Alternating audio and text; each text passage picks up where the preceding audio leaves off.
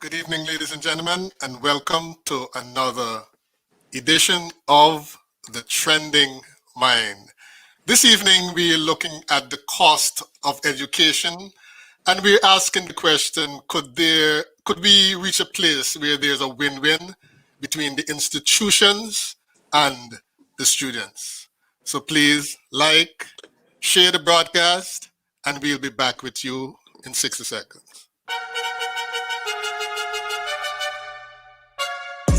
What is knowledge?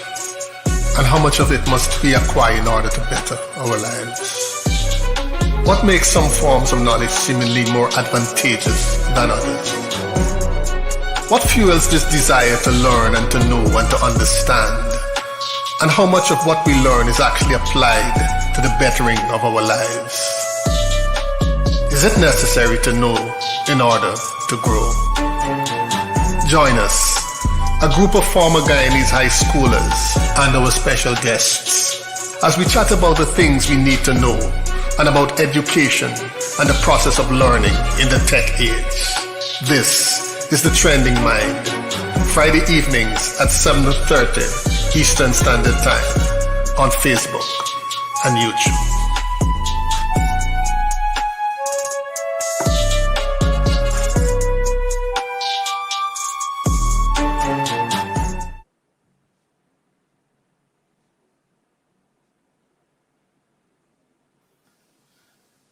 Okay, we would like to welcome aboard this evening Chanel Hines.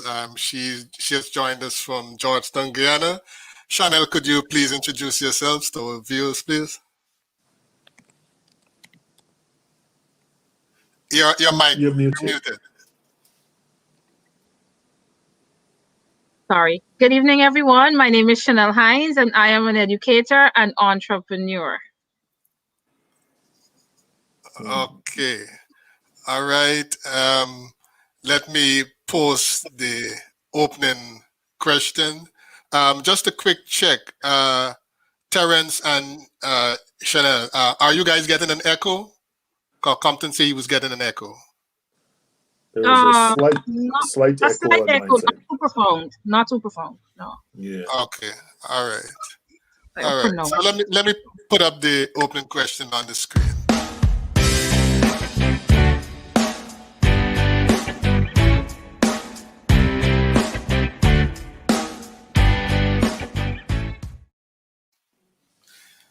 Now, we have a lot of problems, all right? And the problems come, in various forms. But then there's this unique line of problems that we define as predicaments, all right?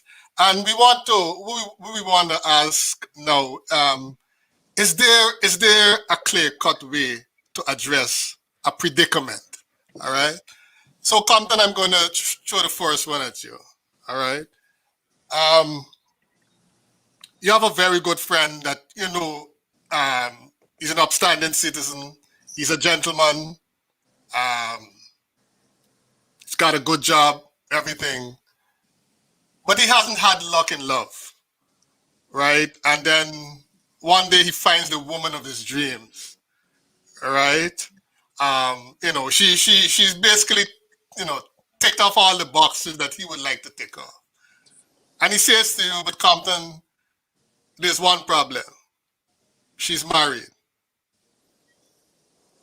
Now, this is the happiest you've seen this guy, for 10, 15, 20 years you've known him.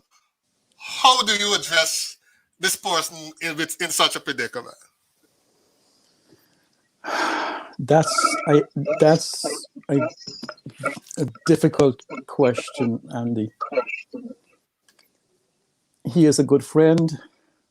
I've known him all his life.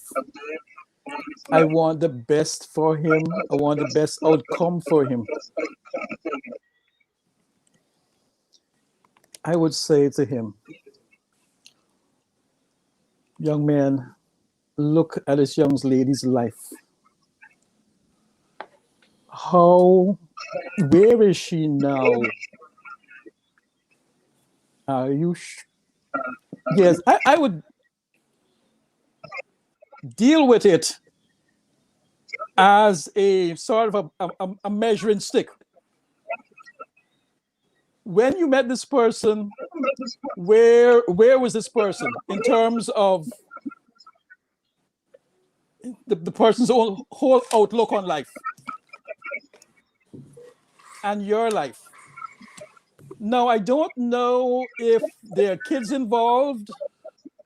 I don't know that. That was not given. I'm going to assume that there are no kids involved. Make it even it makes the discussion even more difficult to deal with, because we're dealing with adults only.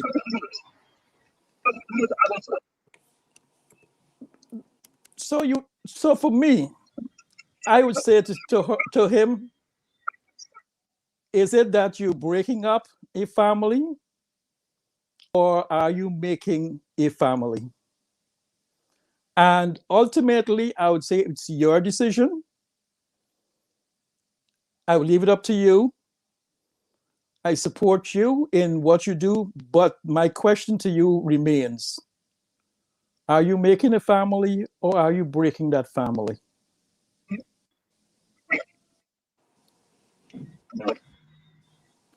How would you approach, what would you tell your friend Chanel in such a situation?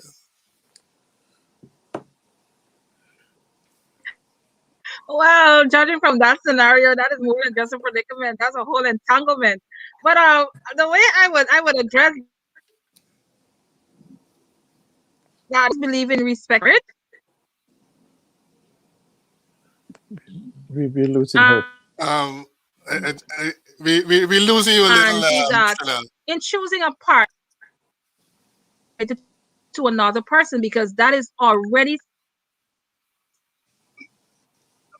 All right, let's come back to Chanel. Dr. Blackman, you go back while we get Chanel's surgery. Let's hear from you. I thought it was incompetent. This is obvious. How is it? No. Do you want to try to come back to Chanel and then? Let's hear you, Chanel. All right. All right. Yeah. So I was saying, I'm not sure if you can hear me well. I can hear you better. We can hear you, but then you can you hear me better now? I think you're dropping. Yeah, we're hearing you, but then you're dropping. Yeah. I'm getting the same thing from you guys. All right. So I'm saying, respect the sanctity of marriage. And listen, even though it may be your friend and that person is so happy, you can't be happy. That happiness will be very short-lived because it is rooted in a direction that is not right. So you must be honest in your dealings, and you say to that friend, listen, I know you find this person attractive. You may like them for whatever reasons or whatever, but the mere fact that they're entertaining you, that is a red flag. And we're not here to collect red flags, especially when it comes to relationships and the persons we want to be with for forever. That is just my opinion. So if you see something that is, you like the person, but please respect boundaries. Boundaries are important. And so in respecting boundaries, you also show respect for yourself. So listen, there's many fish in the sea. Just take your time. Take your time, go back to the drawing board. Yes, this person is gorgeous. She's pretty. She's all that you would like, but she may not be the only person that possesses those qualities. Just broaden your horizon. Think outside the box. Do a little bit more if you really wanna be involved with some person with all of her qualities, right? If you really want to be involved with someone similar to her, then you know what? There are many options out there. Just explore those options, not somebody else's wife. That is totally wrong. So for me, I know the way I am. I would tell my friend, that is not a predicament. That's an entanglement. Keep far from that. It's trouble. You don't want to begin a relationship with trouble. Yeah, but Chanel, perhaps you would have told the person that many times, look, there are a lot of fish in the sea, there are a lot of options. And then finally they find this person and you see this glow on their face that you haven't seen in a long time. I mean, do you break their heart? I mean, listen, that is not a glow. That is not a glow. That is common sense leaving their body. That is not a glow. That is not a glow. That is not a glow. That is common sense exiting slowly. So when you see that glow, just know that the common sense is slowly leaving. No, that is not a glow. So you gotta be honest. That is not about breaking their heart. They're not in a relationship to begin with. The person is unavailable. The person is married. Okay, so if you never mentioned the state of separation, you never said that. So No. that's why I'm sticking to the sanctity of marriage, and we should respect that. So Okay. no matter how much you glow in a different direction. Let your light shine on somebody else who's single, unavailable, and non-complicated, unentangled, so you can go about your merry business, happy and less stress. So Why begin with in stress? short, for you, that is not a predicament. That is not a predicament. That's an entanglement. What's That's trouble. what's your take, Dr. Blackwell? You see, I'm in trouble in this conversation. You see? Dr. Blackman, hold your thought for a little while. Yes. Let me save you a little bit.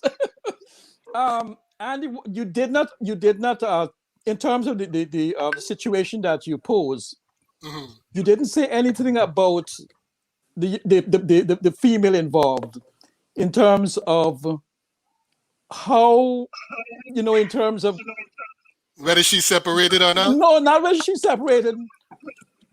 Did she encourage the relationship?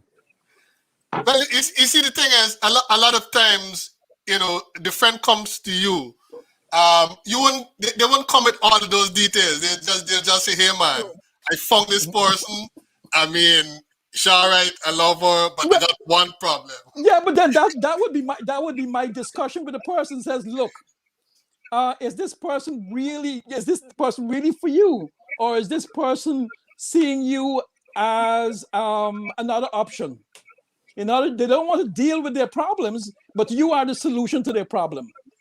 That's why I would try to open the person's eyes. Are you really certain that, in fact, this young lady, I'm calling person young lady, this young lady is really attached to you, or is it she really wants to use you so that she can move away from where she is right now? Terrence, let's hear from you. I'm not quite sure what to say about this situation. I fear that my expertise is in the area of mathematics and education. And Well, you can make it a mathematical problem. You see, when you say have a little bit of algebraic relationship, when you say predicament, I think, boy, this is something that's difficult. This is something that could be unpleasant.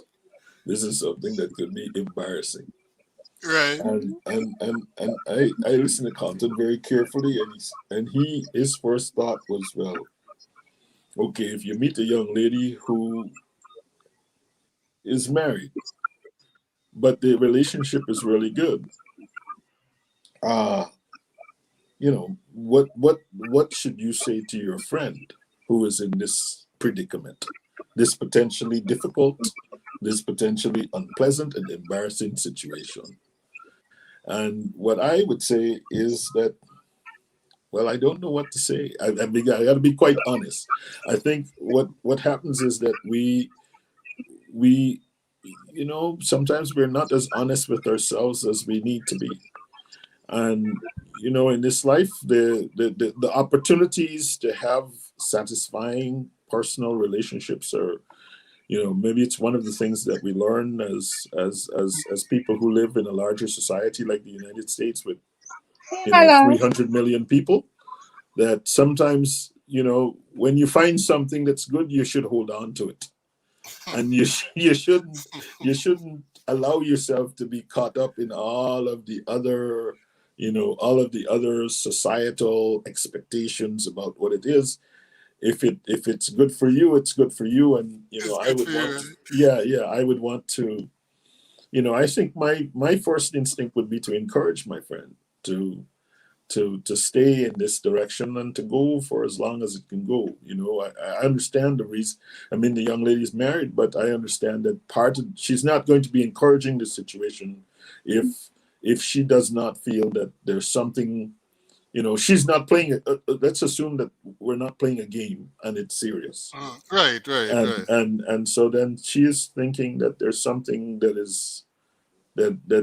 is important for her self-actualization that maybe you are a part of. So, I understand the difficulty, but I am not one to immediately dismiss this out of hand. I understand. I mean, as Ms. Hines has sort of said, that there are matters that go to the sanctity of marriage, and these are very important things. And as Compton said, these are issues that we have to resolve on a consistent basis. I mean, their children and their lives that go to the future, and any little thing that you do is a ripple in a pond, and it will have consequences. And so we should be mindful of the consequences that can flow from these actions. But at the same time, I want to at least preserve the space for my friend to and his paramour to find whatever it is that the universe has put in play for them. You see, and we're going down the road of I'm going to use the four-letter word love, and that is a difficult element to deal with mathematically. No, exactly. Can I share so there is this story about so this is the math story. There is a story about the Queen of Carthage. I think her name was Dido, and she escaped. She, when the Greeks fought with the Trojans, she was one of the people who escaped, and she came to the Carthage, and so she landed, and the king said, "Well, okay, I will give you as much land as you can enclose in a particular way." And she had a nice mathematical way of enclosing the land. And so she enclosed a much larger piece of land than the king had initially thought that she could enclose with the constraints that he presented to her. So the man said, this is the kind of woman I want to marry. And so he built a university because he wanted to have women like this around him. But it turns out she liked someone else. And that someone else that she liked didn't like her, and she ended up killing herself. Wow. So this business of math can't explain the business of love. You could be smart, you could be all these things, but the science and all this can't explain the business of human beings. Yeah, there's no logic, right? There's no logic to that. So I will withhold my judgment for my friend and let him or her, well, in this case, him, carry the ball forward, but mindful of all the pitfalls, all the consequences that such a situation can present. And it's up to the two of them to decide how well they want to travel that road. It's an embarrassing, and it's unpleasant, and it's a potentially difficult road, and they have to decide with the two of them what they should be doing on that road. Okay.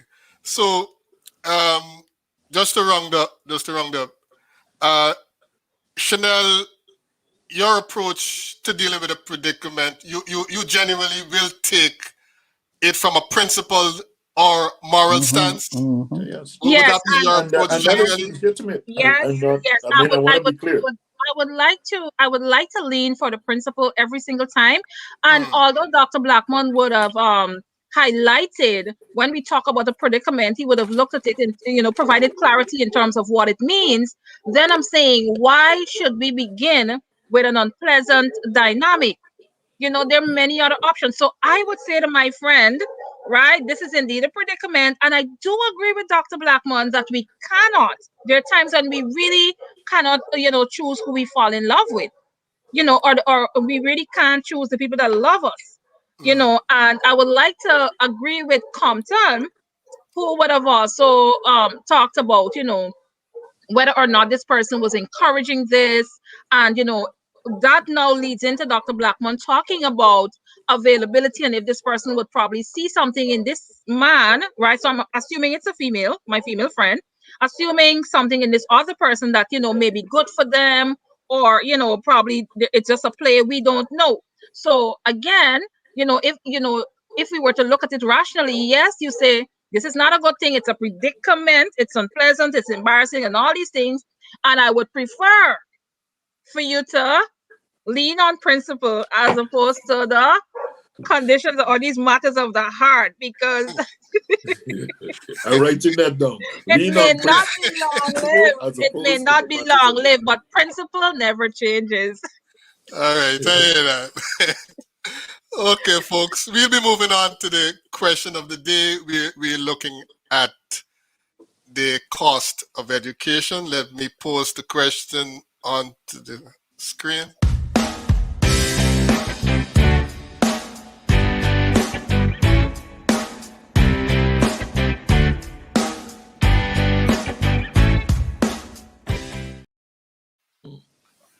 All right, I think we can all agree that, like food, housing, clothing, that education is a need.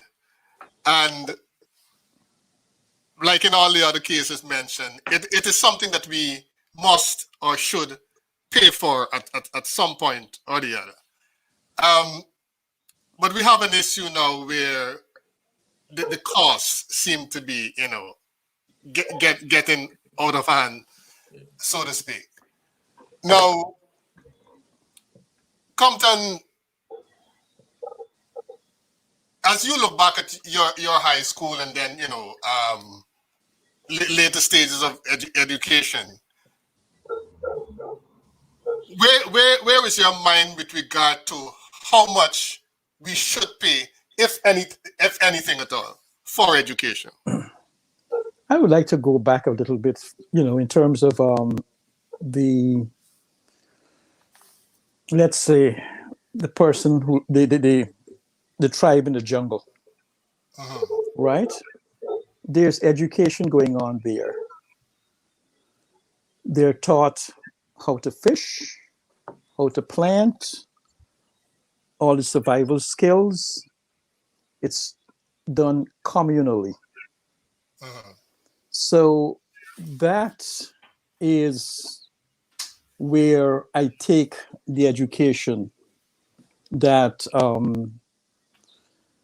the educational train of thought, that for a society to continue to exist, it must educate its people to survive and grow within that particular society.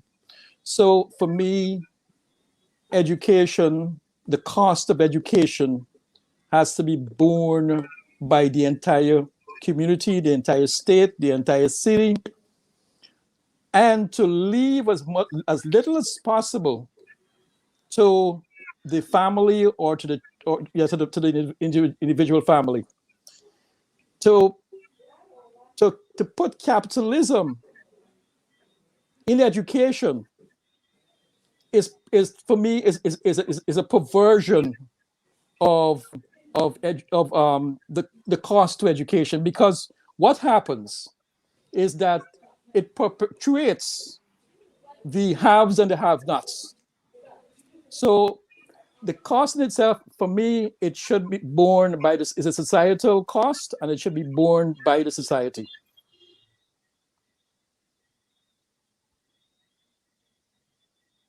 Dr. Blackman, Compton raises the issue of capitalism and education. Do you agree with him that capitalism should not enter into the picture? Do you have a different thing? Yeah, Andy, I think Compton hits the nail right on the head. Education is the way that we prepare ourselves for the duties and the responsibilities of life, of being a citizen in whatever country we find ourselves. And so we need to, as I was listening to this a few days ago, Dr. Leward, who is usually here with us, she said something that was so profound that I have been thinking about it for many, many days. She said, we live with the people that we educate.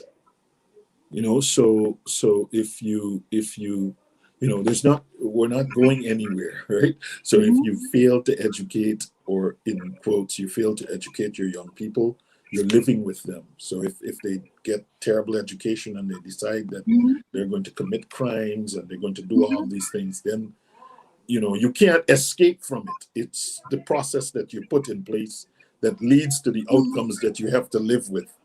And I thought that was such a deep thing. And so the question of the cost of it continues right in a certain way. We, as societies, we have to think about how we educate people and the reasons why we're educating people, and whether or not we can just simply say, well, okay, you can't be educated if you don't have money, right? Because then if you don't have money and I leave you to your own devices, then essentially at some point you will come back to me and take this money that I have.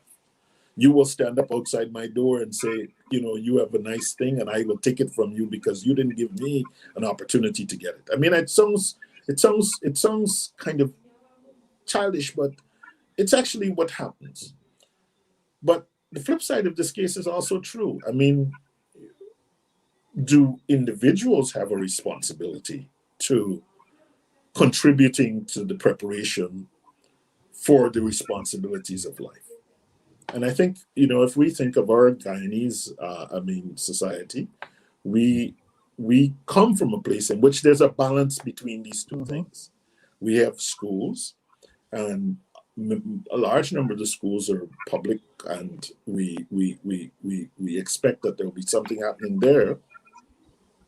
But then we know we've grown up, and our parents have also invested in us in certain ways by going to lessons and figuring out how to give us something that will better prepare us for this thing. So I think what you're raising is a really important point. What is the balance between what ought to be done broadly for everyone, and what are the ways in which we as individuals ought to be contributing to our own, ought to be investing our own resources in this education that we know that we need in order to be productive citizens.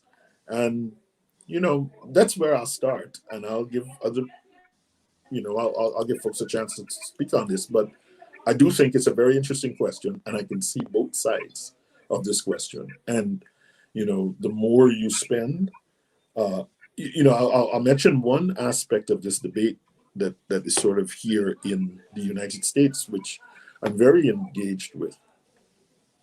In New York, just like in Guyana, there are a certain number of good high schools, upper tier high schools, so the equivalent of, say, Queens College, Bishop's, St. Joseph, St. Rose's, and so on, the public ones. They're in New York, they're sort of Stuyvesant, Bronx Science, LaGuardia, Brooklyn Tech, and so on. And there's a law that says, in order to go, there's a state law in the state of New York that says there's only one way to go to these schools. The only way you get there is by passing this exam at a certain level. There's nothing else that you can do or I can do. And so what has happened is that a number of parents, say, for example, in various communities have invested a massive amounts of money in their children to get into these schools. Okay, so what has emerged in the American context is, in the New York context specifically, is that the distribution of places in the school has become skewed. So some communities, in America, everything gets seen through racial lenses. And so in some schools, say, for example, Stuyvesant, let's say you have 1,000 students who got places in the school. You have 9 in New York City today, 2021. You have 1,000 students get into the best school in New York, and there's only one way to get there, And of the 1,000, you have 9 of them who are Black New Yorkers. You have maybe 50% of the 1,000 are Asian New Yorkers. And so some people have really taken up arms against this and said this is the wrong thing, how we should think about this. And I must confess, I am ambivalent about it. And so I think this discussion that we're having about what's the right balance between how much should be done from the society's standpoint and how much of the investment should be for us individually is a discussion that really needs to be had. And I further confess that I don't have the answer to this to this question, because This predicament, yeah, this is a real predicament, and I don't have the answer to this one at all. Yes, so I all right. Miss Hines We're gonna tell me. Yeah, turn our attention a little to someone who is an educator and also an entrepreneur in the field of education, and to get her take. So let me just remind our viewers about the question.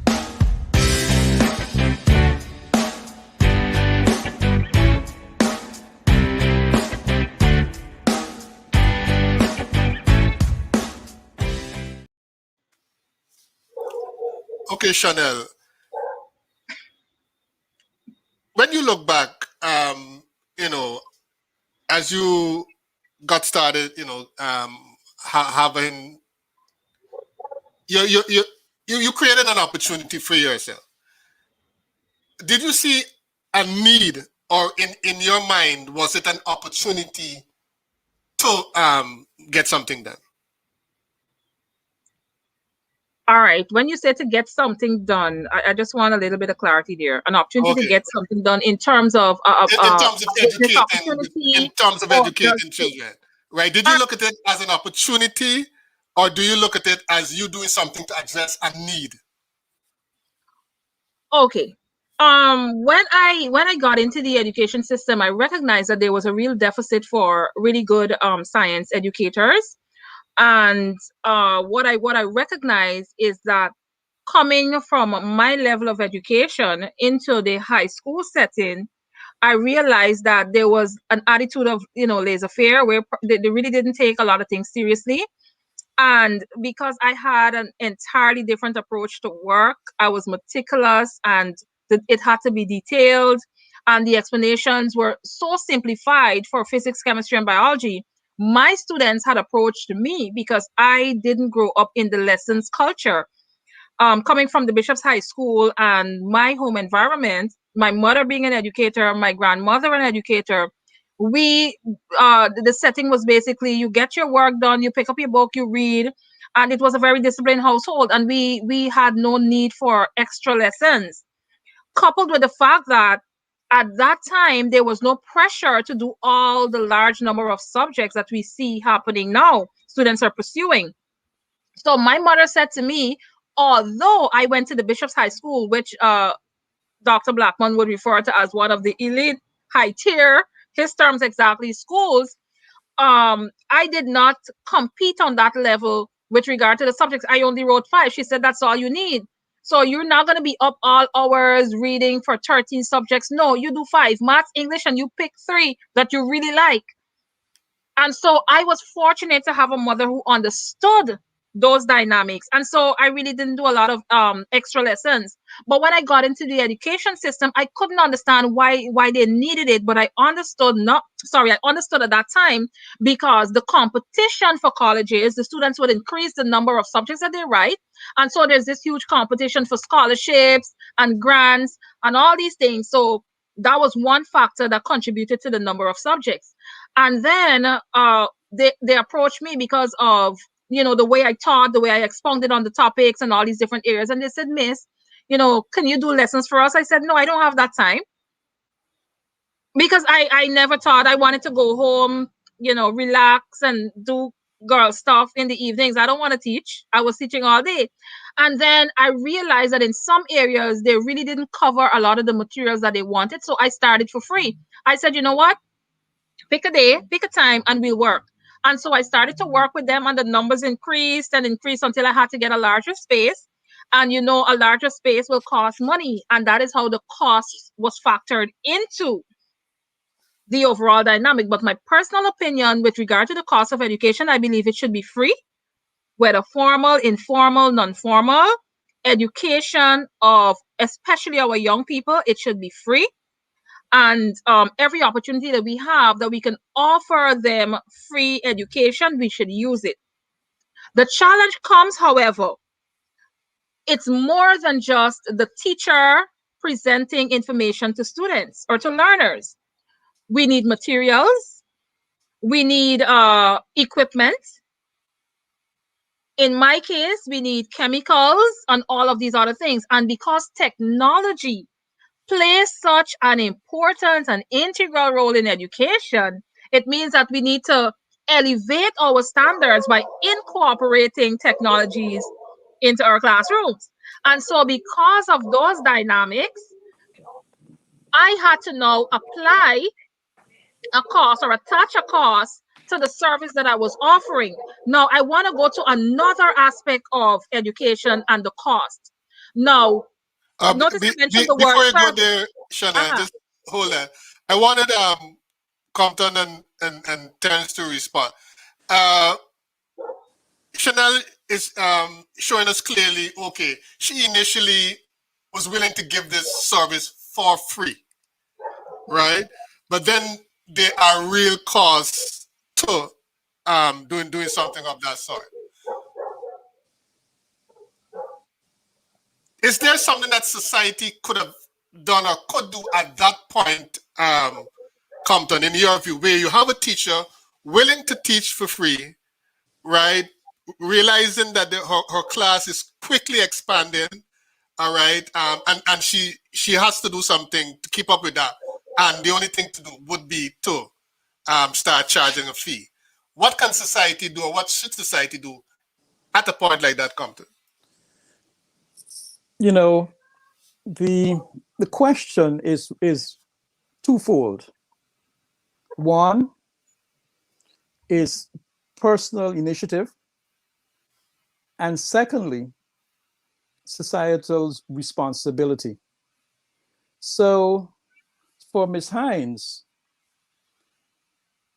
one has to applaud someone like Ms. Hines, because what Ms. Hines is doing, I'm quite sure others of the similar in the same situation, what they're seeing, those individuals are seeing a problem and providing a solution. Society as a whole, there's no way that a community as a whole can solve all the problems on a top-down situation. That's not going to happen.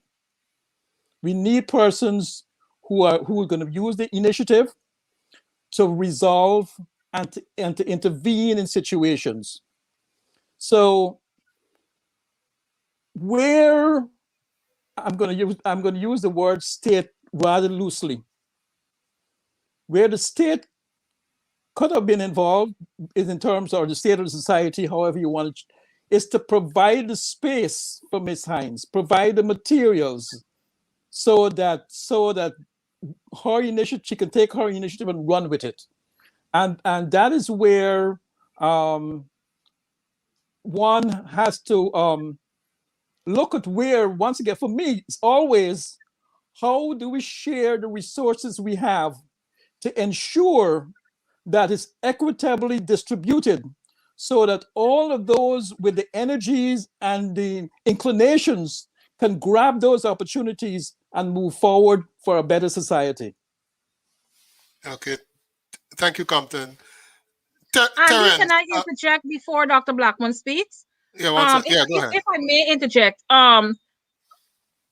please note that the state would have already provided in the form of the school. They have provided the school, they've provided the materials. The students would approach me, they would have approached me because they felt that I was offering something that more than what they were receiving in, other classrooms. That is what they felt. So they would have come to me and said, Miss, can you do this for us? I never believed in the lessons culture. And so the state provides. The issue in that sense would be monitoring and management. They would have provided. There's the school, there's the material, there's the classroom, there's the everything is there. Right? But so if we monitor and manage effectively, we will ensure that these resources are effectively used in the manner that they were designed to be used. So no person should feel as though I am being shortchanged by another person. So I have to now go to somebody else to give me extra lessons. So I just wanted to tap into that point. The state would have provided how the materials, the equipment, the space, and even the education that should be disseminated from the teacher to the learner, how that was done, that should be monitored a little bit more so that we can ensure that it is actually done in the manner that it should be. Okay. Now, okay, you're saying the scenario is the state would have provided the facilities, the building. Mm-hmm. At what point then did you find the need to go beyond what beyond the help, the assistance that the state was given? That's directed to me, right, Andy? Yeah. Like I said, I really, as a new teacher, I didn't understand all of the parameters involved. And like I said, the students would have come to me because whenever I go to a classroom, they recognize I'm always prepared. I don't teach from textbooks. I don't believe in going to a textbook and have students repeat and reread. Then there's no reason for you to come here. Just use the textbook. Right. You don't have to come. So a teacher should come with original content, that is varied and not from a specific text. Those are some of the approaches that I had that would have, intrigued the students, and they recognized that there was depth to the content. And not just that, you should be able to make relationships, especially in the area of science. So they must be able to get, a sense of this is new, this is deep. The information should be, intriguing, where they want to think, they want to apply. So it was so engaging. The students said, you know what, we need more of this. And so because of the lessons culture, they thought that I was having lessons. I said no. And I also have a personal rule. If you're sitting in my classroom in a school, you can't come to my lessons because it's the same work. There's nothing different. So if you're sitting in my classroom, that is my personal rule. You cannot come. You should not come. And they thought at first, oh, miss, you don't like us. But I said to them, check the books. If I have you in a classroom and I cannot disseminate this work to you during teaching hours, something is wrong. Right? And so, so I'm saying to you here that it's about using these resources effectively to ensure that the learner's experience is a really good one, so they don't have to feel the need to go outside of these classrooms and have to, seek out additional opportunities for learning. They should not. And so in my case, because they approached me, and I started off as free, and there are many classes that I still do free for students, especially the lower levels.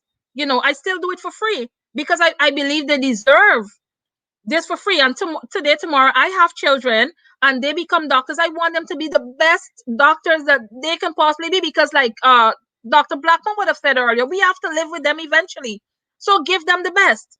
And so the cost factor would have come in, because if I want to maintain the standard of my private classroom, the numbers were improving. It means that my ability to read out questions and interact, it would have been limited. So I will now prepare handouts. So that it takes away from that time for me to read. So everybody can get the same information in the same time. That's a cost. For me to prepare the handout, it's a cost. For me to get a bigger space, it's a cost, right? And so those are the aspects that would have factored in to me having to apply a fee. Now that we're in the pandemic, I have gone strictly online. Again, those are costs, right? So you have to pay. I create my own educational videos, cost again, so that we save time and ensure that the learner has the best experience. So again, I want to reiterate. So what I was asking, Chanel, is given the initiative of someone like you, right? Give me your initiative, right? What role should society have played, given that you have a teacher good at their craft and willing to share that knowledge in the way that that you are willing to? What's your take on that so far, Dr. Blackman? So I'm listening, and so there are two things. So let me just say. So I'm in the proximity of Princeton University, and I just looked up. I googled really quickly. The annual list price to attend Princeton University on a full-time basis is about $74,150 US per year. So there is a cost. And as Ms. Hines was just articulating, I have two views. So the one view is that Ms. Hines is bringing a particular kind of expertise to the business of education. And it's something that I grapple with, right? She's bringing a certain kind of experience to this business and expertise to this business. And so there's a way in which I think we have to really think through that she ought to be compensated for that expertise. Other people, if you go to a doctor, you don't say, well, okay, you pay your money without asking any questions, right? People go to a doctor, they pay. They go to a lawyer, they pay. They go to there. So there's a way in which I think we want to have a space where, education professionals can be appropriately compensated for the expertise that they bring. And as she's rightly articulated, some educational professionals are, for the lack of a better word, are better at doing this than other people. And so just in the same way as if we make a choice, for example, when we go to a physician, we make a choice about, well, okay, this physician is better than that physician, and we're willing to pay a premium for this physician rather than that physician, or we're willing to pay a premium for this lawyer rather than that lawyer. Then I think that this is a natural evolution of things. It is, though, that we come from a place, and I think I've said this on this show before, and others have said this, is that we come from in a way, Guiana is a kind of interesting place. We are steeped in learning. Whatever you want to say, Guiana, its particular expertise is that across the culture, we believe in learning. And that learning is in us in lots of ways. And we all come from, as we were discussing before, we all have educators in our family. We all know that, teacher X or teacher Y would take us to their house. They would show us what they need to show us. It's all for free. We don't have a view of the teacher as someone who is deserving of, the professional compensation for doing the job of education. And I think it's a good conversation for us to have, to say that our teachers deserve to do that. And I think, as was just described, this business now of the pandemic and needing to put things online and needing to have things organized in that way is sort of saying, this is an expertise that requires time and treasure. And when I invest time and treasure, I can't just invest it without any sort of compensation for it. So I want to put that there. But I also believe, and I think someone just, David Modest just raised kind of a couple of really nice questions, right? To what extent, so now I'm taking the country view. So I'm Guyana. I'm not individual in Guyana. I'm Guyana. I've just discovered oil across the in the Atlantic Ocean. And there's this whole mushrooming this oil and gas sector that's emerging. Okay, I need people to be engaged and I need them educated. To what extent now do I treat the education like it's a thing that you have to pay me for? Right? If you don't have money to begin with, how are you going to get into this game? So that's the important thing. So to what extent now are the individuals responsible for funding their own education? That's something that you have to argue a little bit about. For those, Okay, so I was about to say Renita and I are about the same age. And so we grew up in a time of free education, right? We didn't pay for anything. It was free education from nursery to university. And there was a value to that because we all learned a set of skills. We've translated those skills into our parents learned those skills.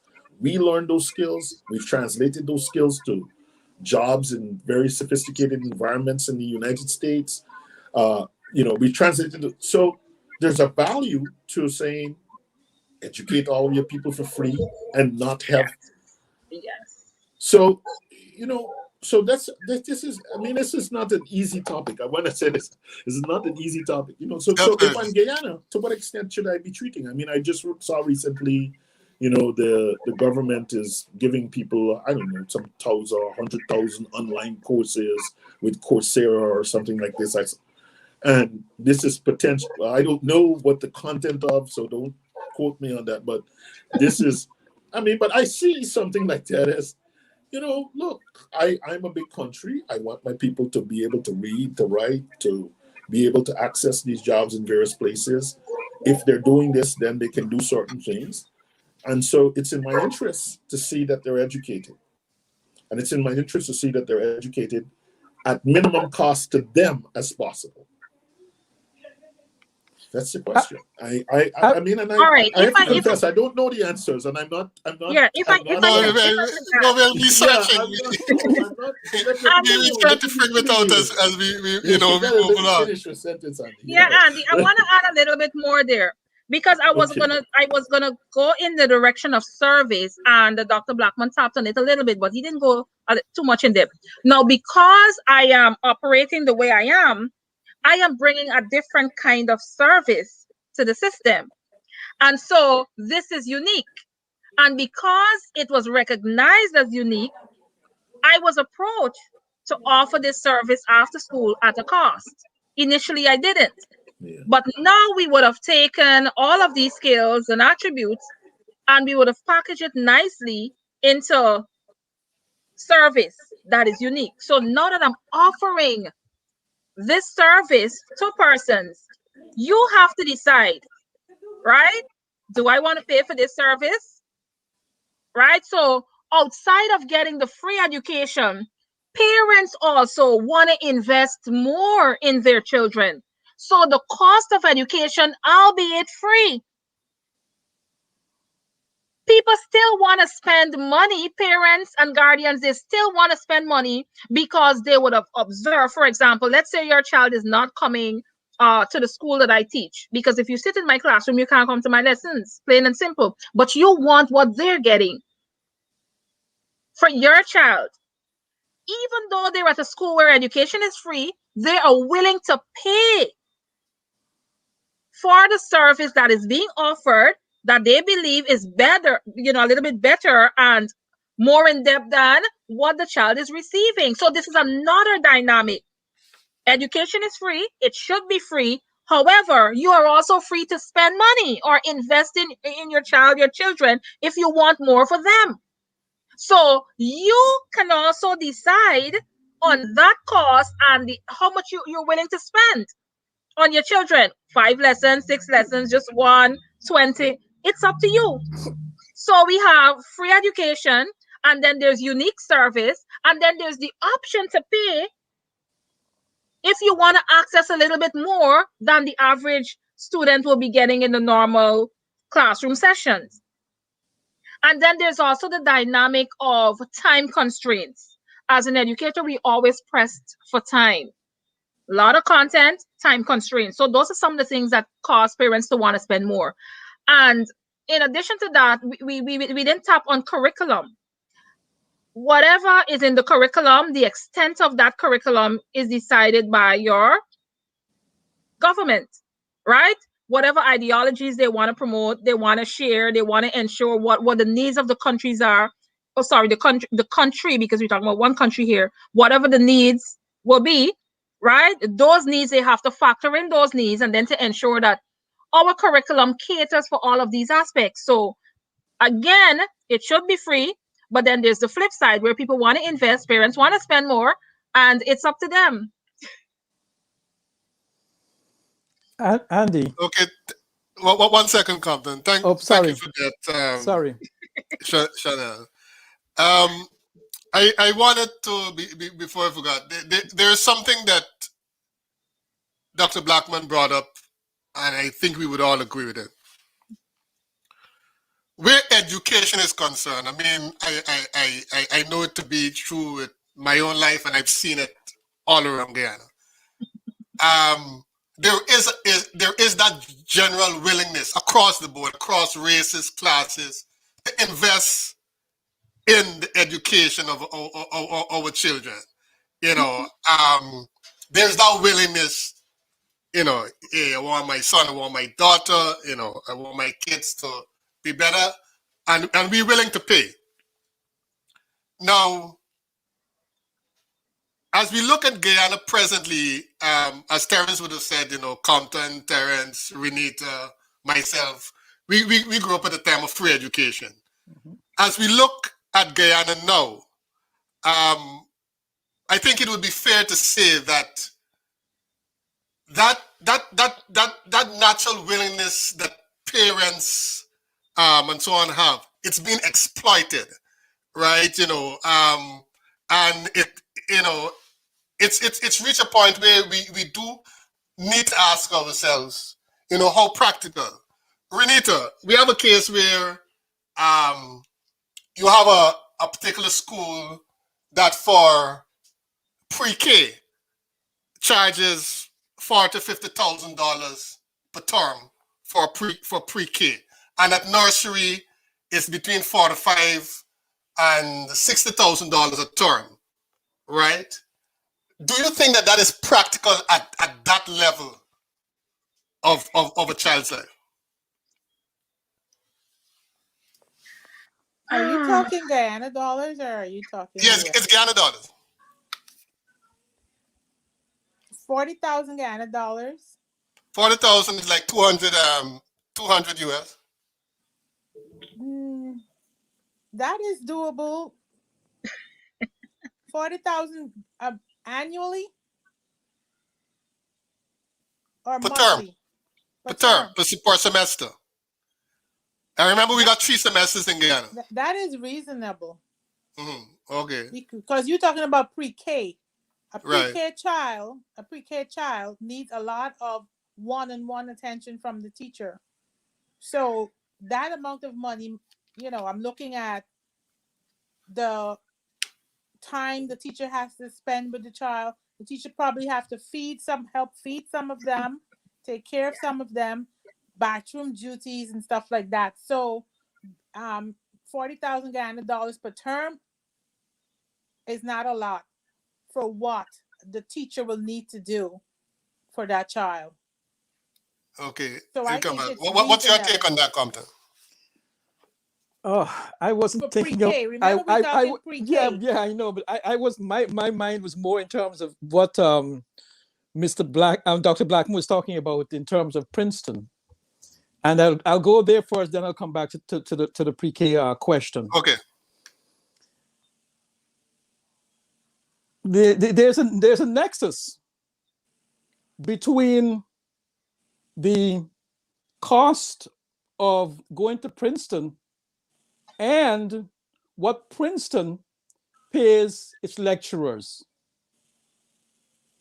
So in terms of Guyana, or globally as a matter of fact, we have got to put an emphasis and remunerate our educators to a level at which that equates to other professions. So for me, in terms of the pre-K situation, if I've got a 2-year-old, a 3-year-old, a 4-year-old, it is no way that I'm going to be paying $120,000 for those 3 kids per term. Absolutely no way. And that is my dilemma. In Guyana, we have large families and we have to cater for the whole family, not just one child. Well, sometimes, as a matter of fact, and this has happened, where the entire family decides that John, we will invest in John, or we will invest all in Mary. So Mary in the future will uplift the entire family. There's that scenario also. But as a society, we have got to lift everyone up, because as was mentioned before, the others who are not at the John or the Marys will be living with us with not being playing a fulfilling part in society. Okay, thank you. Chanel, help us to put the price into perspective. What, based on your knowledge, is like the average monthly salary for a Guyanese, a working person?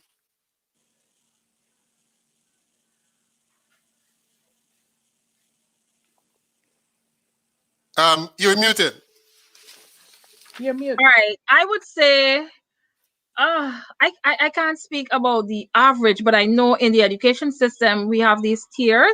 And if you have a degree and then a master's and whatever, but it goes from, I believe, 100 and something thousand, depending on your position, whether you're a senior teacher, all these varying categories. But so in terms of the remuneration, teachers always believe that they don't get enough. They're not paid enough. When I got into the system, that was the mantra. We're not paid enough. We need more remuneration. Blah blah blah. Right? Okay, so if you have like a full degree, you went to UG, you got your Yes. bachelor's, Yes. You have. you will start like around 100 and something thousand. Yes. Yes. Okay, Right? Is You're pre-K free? remunerated. Is pre-K free in Guyana? Do they have? At every level, yes, there's opportunities for free education at every level. Yes. Mm-hmm. There's opportunities, but some parents would prefer the private education. But I want to tap into the point that Compton would have made in terms of the remuneration. So there's this belief that if the teacher receives more money, then that should be some type of motivating factor, right? To make them do more, and they want to be more involved and so on. I would like to disagree, because it comes back to, and again, this is my perspective. When I got into the system, that is what I heard. But I would like to disagree, because in as much as, yes, as a woman, we all know that the more money we get, we can do more things with it, right? You can do more. However, I do believe that if I take a job, and if I would have agreed to these conditions, and I'm not working, I at that point should not be complaining. I should be doing my best, right, at that job. That is just my perspective. And I always believe that once you do your best at whatever you do, opportunities will follow, right? There's no place, especially as an educator, for wanting to complain about conditions, because every poor condition is an opportunity for you to rectify and create more opportunities for other teachers. Let me show you case in point. There's a deficit. For example, when I got into the system, I recognized that all these different archaic approaches, because I would have come from a technological background, and so there are all these different archaic approaches where you write in books and you draw up all these lines. I don't do that, right? I don't do those things. You got to mark the register in a certain type of way, and I'm thinking, why can't we make this a little bit more digital? But it was the way it was.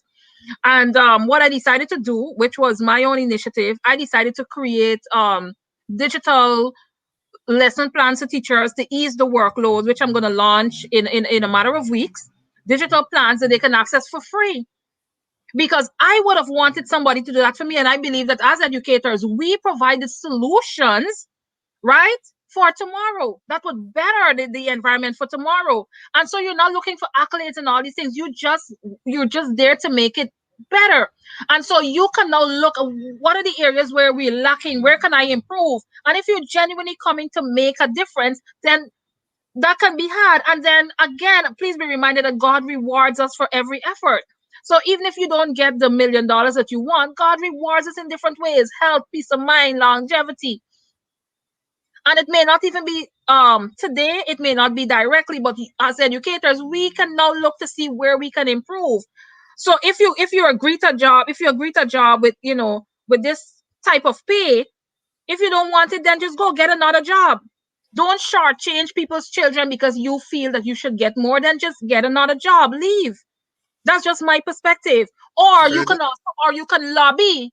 You can lobby if the conditions are not right genuinely. Then you can, lobby for change. But at the end of the day, the children should not be shortchanged or suffer because I feel I'm not paid enough. I ain't losing no sleep over nobody, child. I'm not gonna get up and make this or that. Do your best in every situation. And at the end of the day, it will be recognized for what it is. And if there's a genuine case where the conditions or they're not right, then you can respectfully lobby for change. Chanel, That, Okay. Chanel, do that's just you my find a lot position. of teachers with the same attitude that you have? No. Right. You see that? That is the problem. That's a big That is the problem. problem. No. All It right. must be one in a No. million. No. Let's just remind the viewers of our question, and we'll be back in just a few seconds.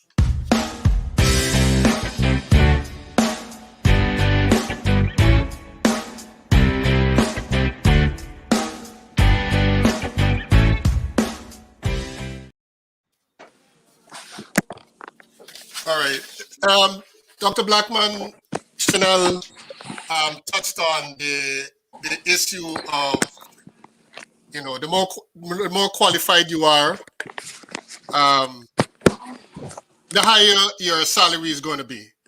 And it's one of the arguments that are, that is still being put forward, that, as to why college and university education is still relevant, right? Because it is a fact that, the more qualified you are, you'll get a better job. The pay is going to be better, etc. You'll earn more than, people who just went to high school and so on. Now, do you find, being someone who's involved in the, in the university system in the USA, do you find that there's strong validity there in that, you go to school, you get your education, and, generally you're able to get the better job and earn the better pay? Yeah, I mean, there's no question about that. I think there's a direct correlation between the levels of education that you have and the financial remuneration that you get in the workplace, right? So that, and and there is. So, but the thing I would say is that we often want to get beyond the place where, one of the things I try to tell students all the time is that, you know it's, the degree that you get is a piece of paper. And if you take that piece of paper and you went into a store, no one would give you anything for it. You couldn't buy a single thing in that store with, the degree that you have printed on the thing. So what's important is the set of skills, the dispositions, so on, the things that you actually learn in this process. And when you learn those things, you're better prepared for job opportunities, for starting your own businesses, etc. So there is a clear tie between levels of education and economic mobility in any society that you want to think about. And so I think we know this. I mean, it's one of the things that, like I was saying, that I think we, as Guyanese, this is one of the things that we know very, very well. We understand very clearly that, education, Malcolm X said that, education, a passport to the future. We know this. This is a thing that we grew up on. We, under our bottom house, we will learn something. We'll learn something wherever we could find and learn it. We'll learn it. The challenge, I think, for us today is, and I say this kind of properly advised.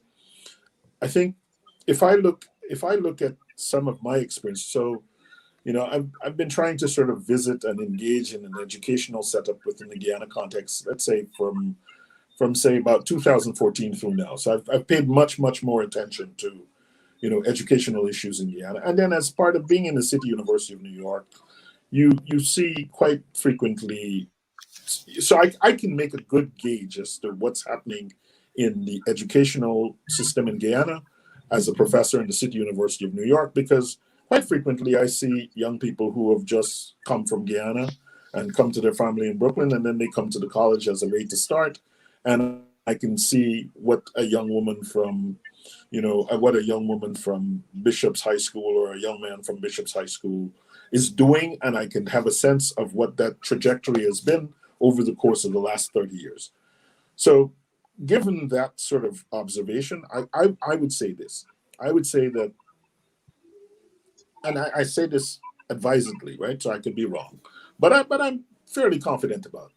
I think what we've seen over the course of the last 30 years, at least what I've been able to observe with the individuals who have come to me as a student in the college, is that there's been a general decline of these sort of skills and dispositions and so on.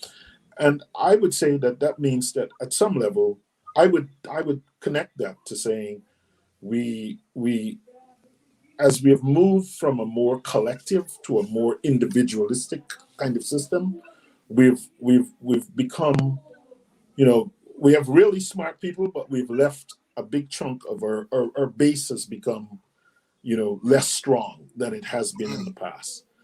Now, how do we, at least from my perspective, how do we recover some of the things that we have, lack of a better word, that we've lost? And I think it's exactly this kind of discussion that we need to have. To what extent do we need to be paying our teachers more? To what extent do we need to be investing in our teachers more? I mean, I noted the 100,000.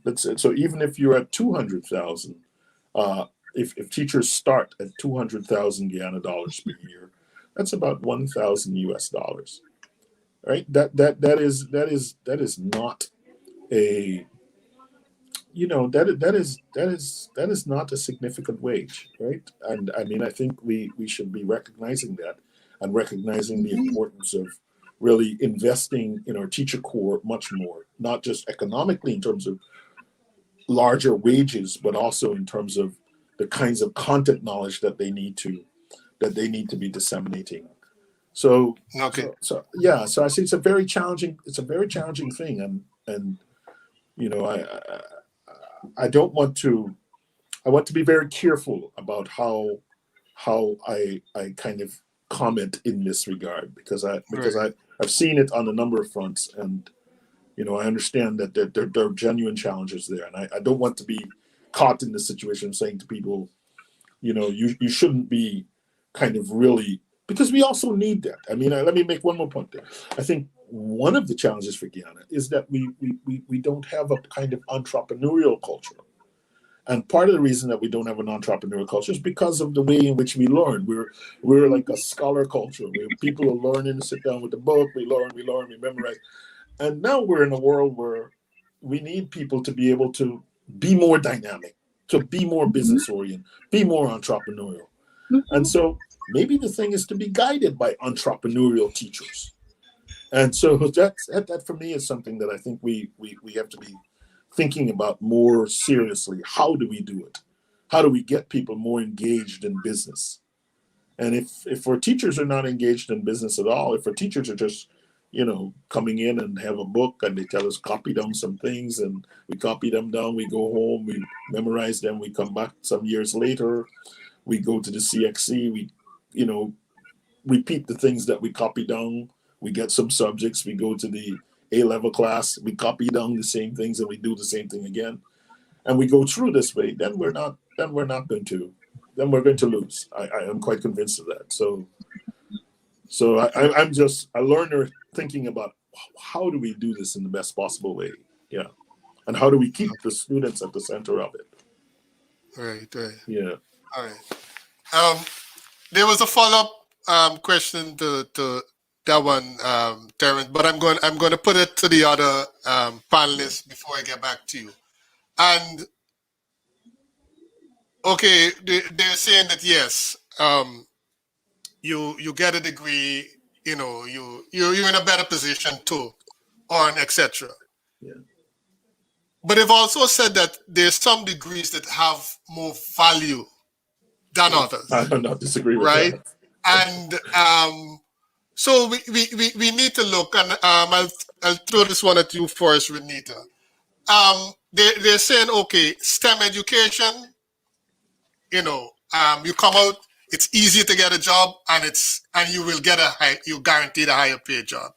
If you get a degree in arts, education, sociology, it's iffy as to just how far you will get, how far you will go.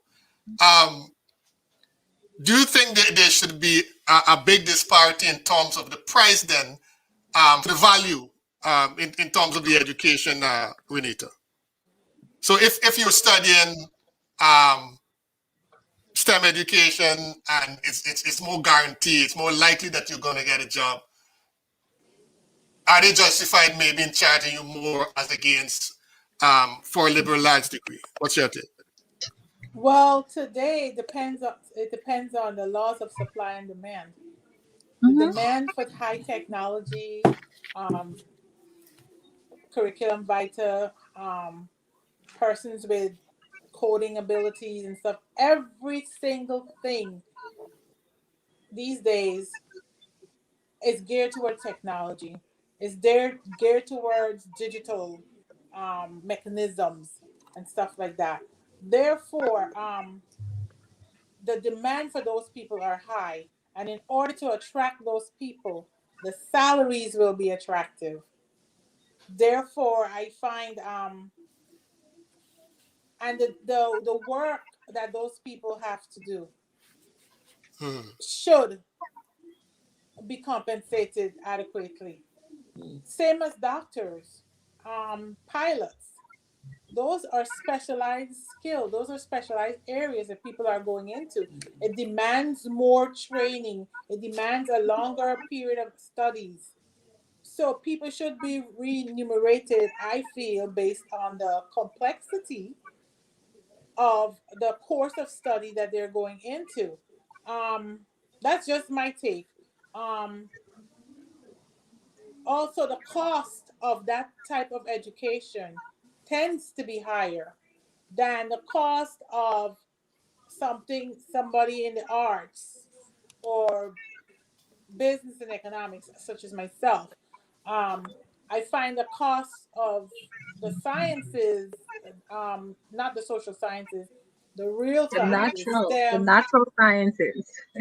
right? Yes, Natural sciences, the technological yes. sciences are higher.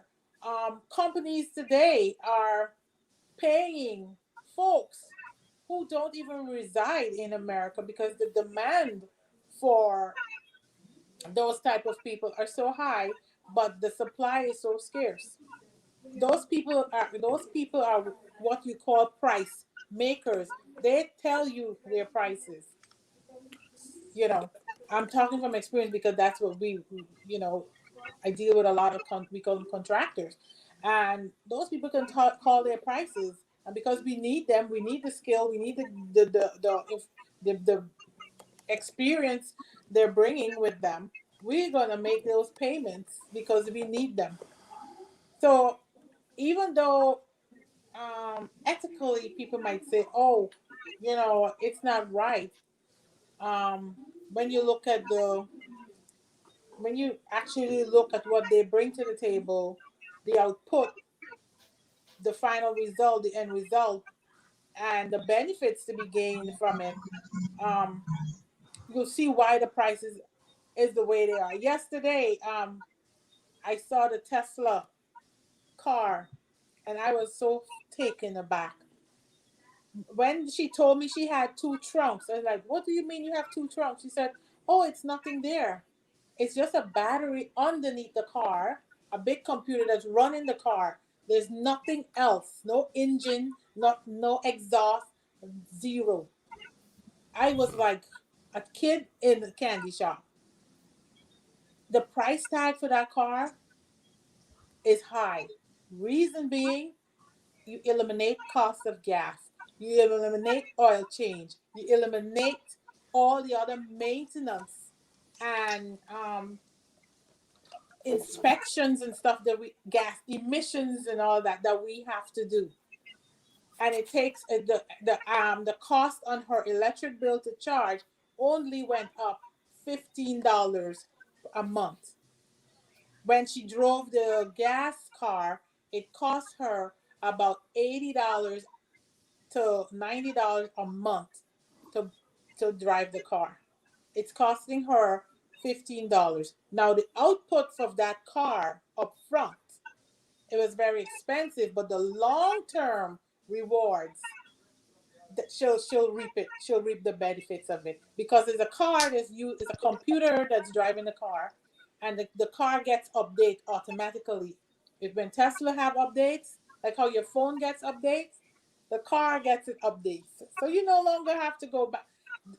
The only thing, and the thing about it, she can go back and change the body, the chassis of the car, but maintain the motherboard as we know as a computer. So think about the technology that went into that. Think about the skill sets that was needed to come up with that.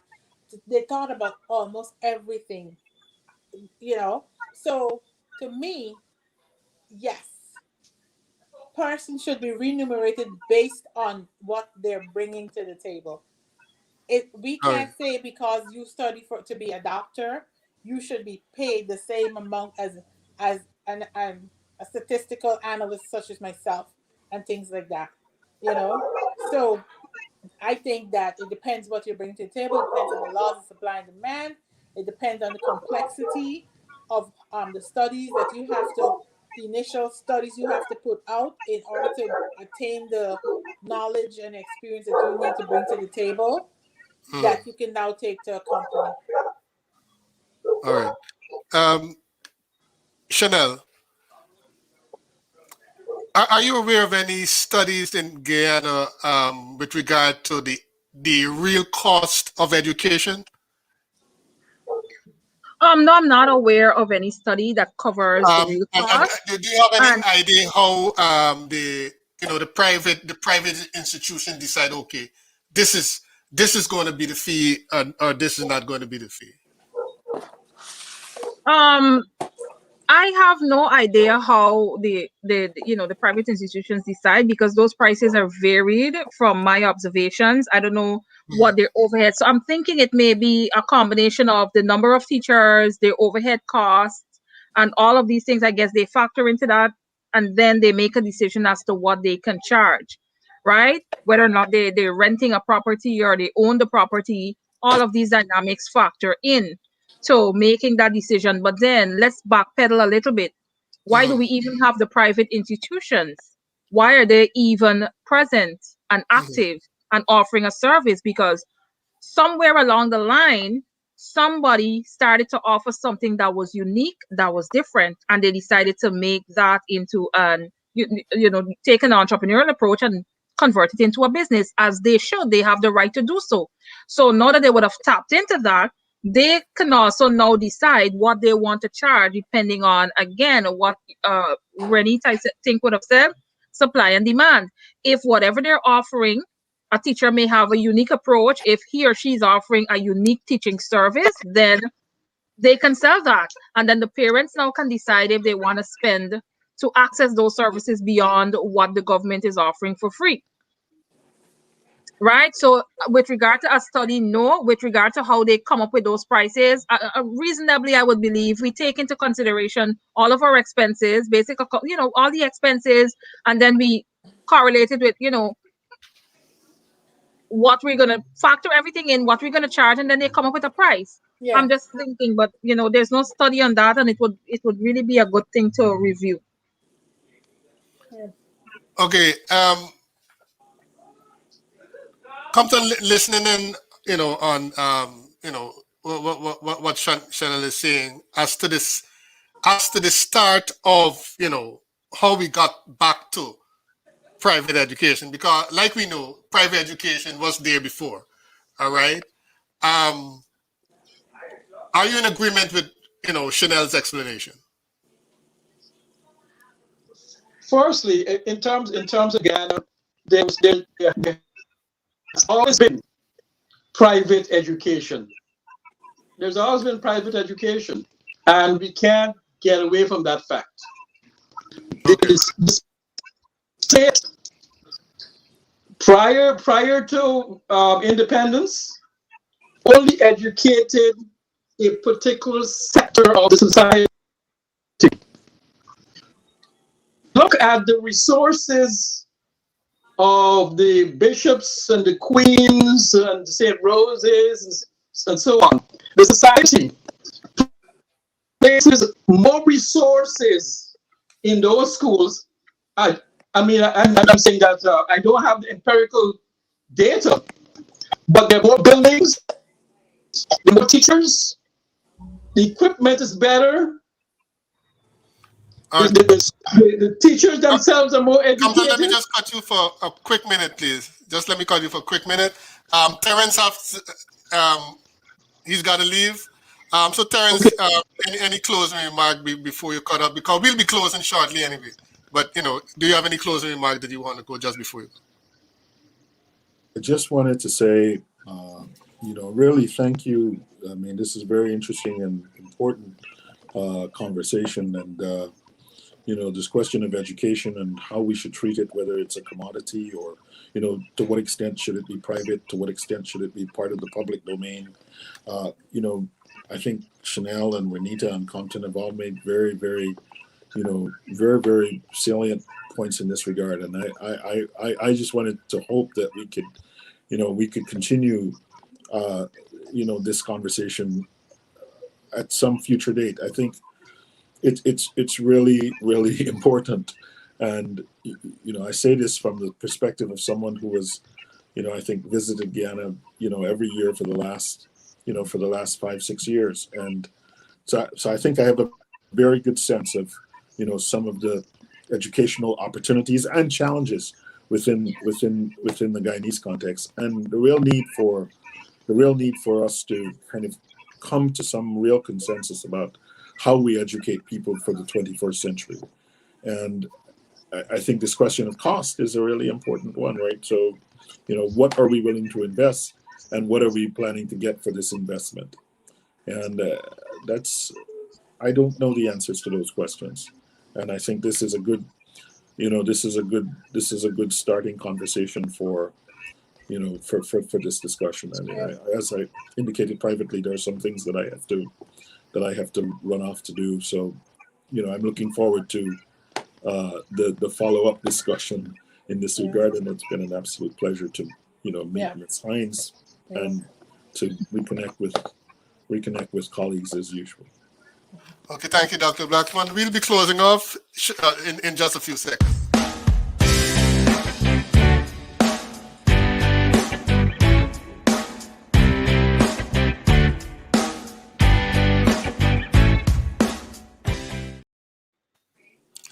Yeah, Compton, you can go ahead.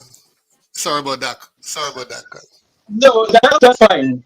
But then to the point that prior to independence, the colonial government only educated a part of the society. The massive resources in terms of education was done to ensure it maintained itself as a ruling class. So education was never equal.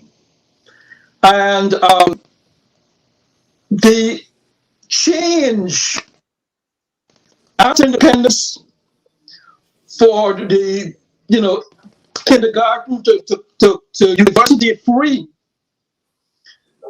that is a game changer. And should we as a society go back there?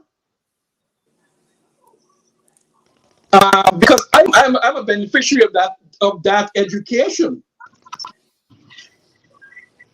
So, and I'm paying back. So what's happening in Guyana?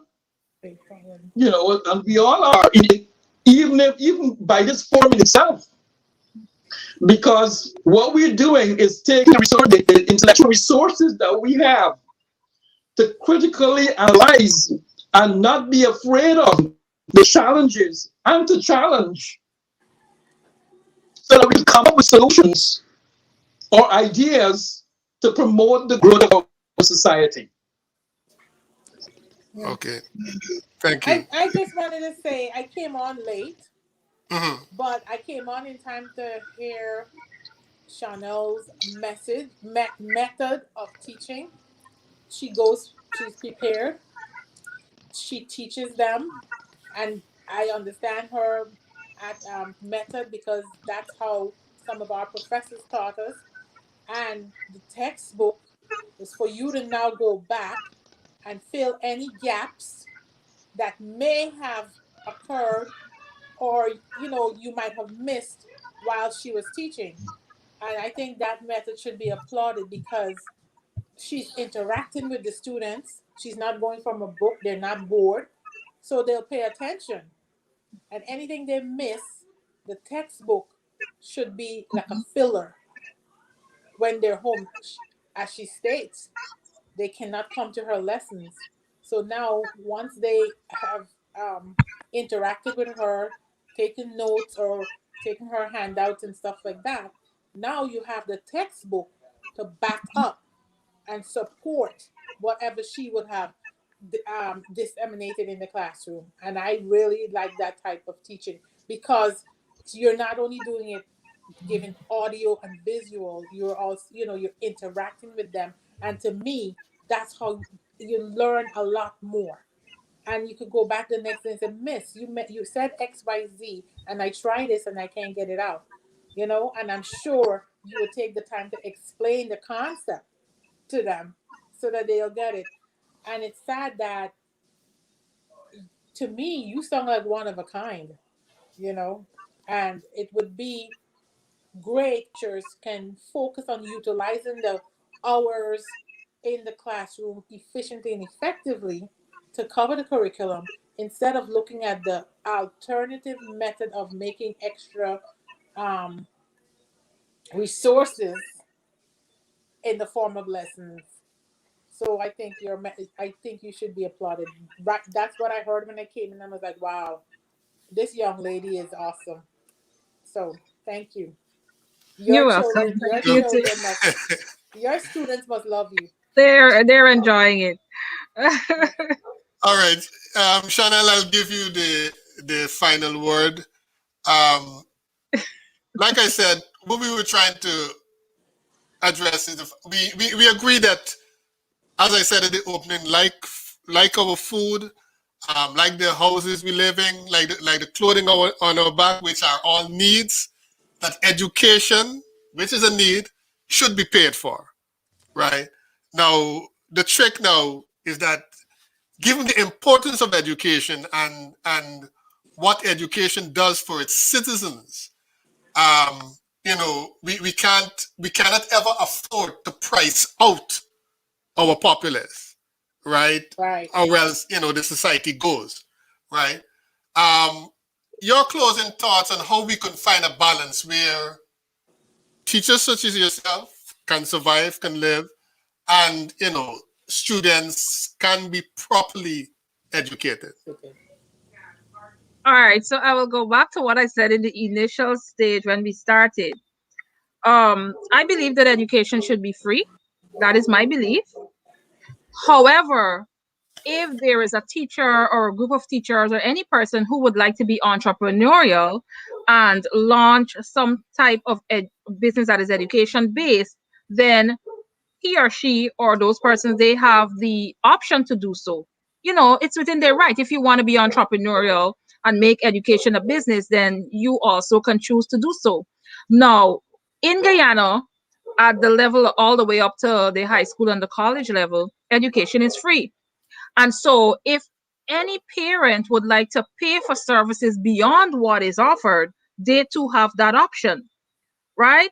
So in terms of the cost at that level, that is determined by the parent, because again, we have facilities that are free all the way up to the college level. But when you get to university, then you pay a fee. So if they would like to go beyond what the government is offering, then they can go ahead and do so. I want to tap into what Compton said. Remuneration is key. So teachers should be remunerated, accordingly. However, we cannot, they also should be valued, because you find many a times teachers are not valued the way that they should be. So because of, they're undervalued, they tend to be discouraged and not give their best. However, I want to say, invested and committed attitudes cannot be bought. So there's no amount of money that you can pay a teacher that will allow them to be invested and committed and dedicated to that quality of service that they should give, or that they should offer to students, right? Because so if you raise the package to $1 million, people will come just for the money. So attitudes and commitment is important. So if you want to find that balance in terms of um the student accessing, a quality education at a cost that is affordable to the parents, then that option is ultimately on the parent or the guardian, especially in a society like ours where we have facilities that are free. So they decide on that cost. So it is not the political dynamic that factors them out financially. No, it is the parent who decides that they want to spend more. Okay. Thank you so much, Chanel, for agreeing to come on, giving us some insight. We wouldn't get that kind of knowledge. We need to kind of close us out, please. Thank you again. I must apologize for coming on late. I was stuck in traffic. Oh, horrible.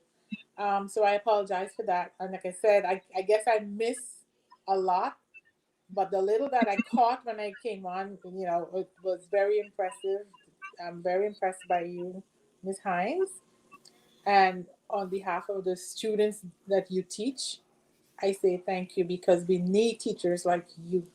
Like you said, no amount of attitude and motivation and inspiration can be bought. You have to want to do that. And it comes from inside. You have to, back in the day we used to call things a calling. It was a calling. You wanted to do it because you loved doing it. Same as nursing and stuff like that. And alas, it seems like a lot of the teachers, might have lost their enthusiasm, and so they're just going through the mode. It's business. It gets the job done. It gets the bills paid. Um, how are we going to get back to that, or to teachers like yourself? I don't know, but we need it. I always say, almost every time we have these type of discussion, a country's best resources is its population. If you invest in your population, in the long run, you end up with win-win situation, Yes. because everybody's now capable to move into almost any area or niche that may open up. But they must be brought up to those standards. They must be educated. They must be equipped. They must focus on your asset. Your asset is your population. Your first set of asset is your citizens.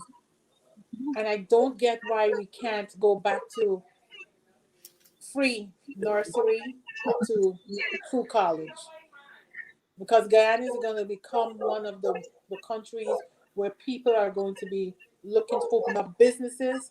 And if we don't have a work pool that they can pull from, they are going to bring their own. So, Ms. Hines, thank you very much. Dr. Blackman, I know he had to leave. Thank you very much. Compton, thank you very much, because I know you're extremely busy. And of course, our audience and who participated, who listened in, who texted, who chatted with us. Thank you very much as usual. Everyone, please stay safe and have a great weekend. Ms. Hines, we hope you could come back if we have this topic again. because you Yes, it would you be a shared a lot. pleasure. You It would shared be a a lot. pleasure. By You're then, welcome. by then I would have already put out my first book I shared with Andy that I'm almost there, and Okay. so we can talk about that. Okay, Awesome. great. Definitely. Awesome. Definitely. Thank you Thank, very much, thank you all again, and thanks to everyone. our viewers. Have a Good good night. night. Yeah. What is knowledge? And how much of it must we acquire in order to better our lives? What makes some forms of knowledge seemingly more advantageous than others? What fuels this desire to learn and to know and to understand? And how much of what we learn is actually applied to the bettering of our lives? Is it necessary to know in order to grow? Join us, a group of former Guyanese high schoolers and our special guests, as we chat about the things we need to know and about education and the process of learning in the tech age. This is the Trend